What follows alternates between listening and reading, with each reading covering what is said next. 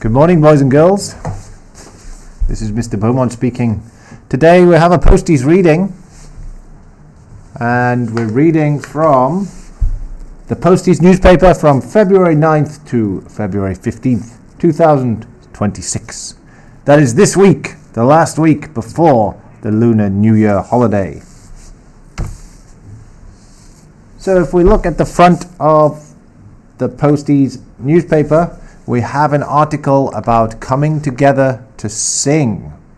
This article is by Kelly Fung. It's about more than 2,000 students from 46 schools joining an inter-school choral festival last year. If you're interested in singing, boys and girls, you can read this article. But I would like to look at an article on page 2. On page 2 we have two articles. One at the top, the heritage of printing in Hong Kong. You can learn something about the history of Hong Kong. And the article that I'm interested in is at the bottom. Viral crying horse becomes surprise hit.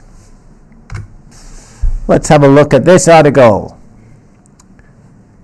At Yiwu International Trade City, China's largest wholesale market, customers crowd into a small shop, searching for an unlikely bestseller ahead of the Lunar New Year. They are looking for a red plush horse with a downturned mouth, a gold bell around its neck, and eyes that appear to shy away from a viewer's gaze. The toy has gone viral on Chinese social media ahead of the Spring Festival this holiday, which this year marks the year of the horse in the Chinese zodiac. Called the Crying Horse by online users, the toy was designed as a happy-faced Lunar New Year decoration, but a manufacturing mistake turned its smile into a frown.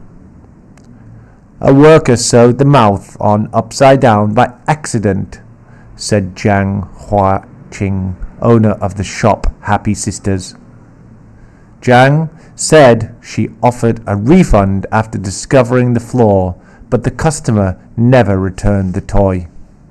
Not long after, she discovered photos of it circulating online.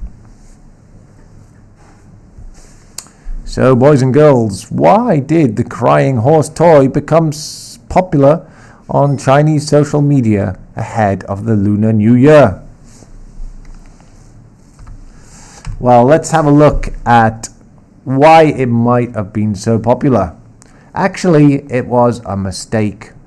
She should not have sewed the frown on upside down.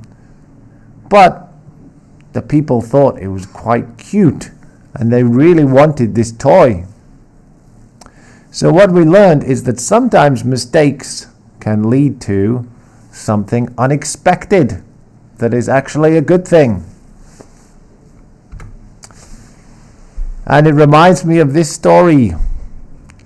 Ruth Graves was a baker in America a long time ago. She was trying to make chocolate cookies. She thought the chocolate would melt to make chocolate cookies, but actually the chocolate didn't melt, and she made chocolate chip cookies by mistake. So this is another example of how a mistake can lead to something unexpected that people actually like. So what can we learn from these two stories about how we make mistakes ourselves? So in school and also in life, we think that mistakes are expected, respected, inspected, corrected. What do these mean? Well, firstly, mistakes are expected. Everybody makes mistakes. If you make a mistake, there's no need to get upset and cry, "Oh no, I made a mistake," because we expect mistakes to be made. And mistakes are respected. That means that they are a valuable part of learning. Making mistakes will help you to grow. Then mistakes are inspected. Try to understand what went wrong. Why did you make the mistake? And if you inspect it closely, maybe you found that you made a crying horse or a chocolate chip cookie. That is something that is unexpected, but people like. But of course, not everybody will make a crying horse or chocolate chip cookie. If you need to, correct your mistake and try not to make that mistake next time. This is how we know that mistakes will help you to grow and be better. So boys and girls, I hope you have learned something from the story of the crying horse and the chocolate chip cookie. Please go home and read the rest of the Posties newspaper by yourself. On page 3 you can learn about sharks and some other interesting articles.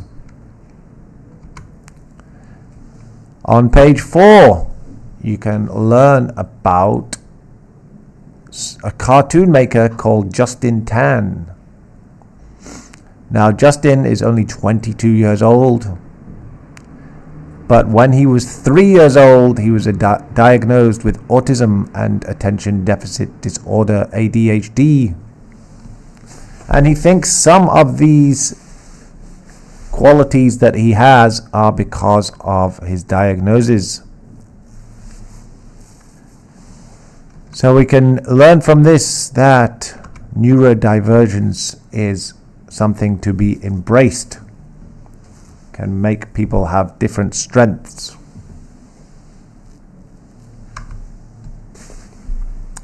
And finally, there's a little music activity for you to do on page 5.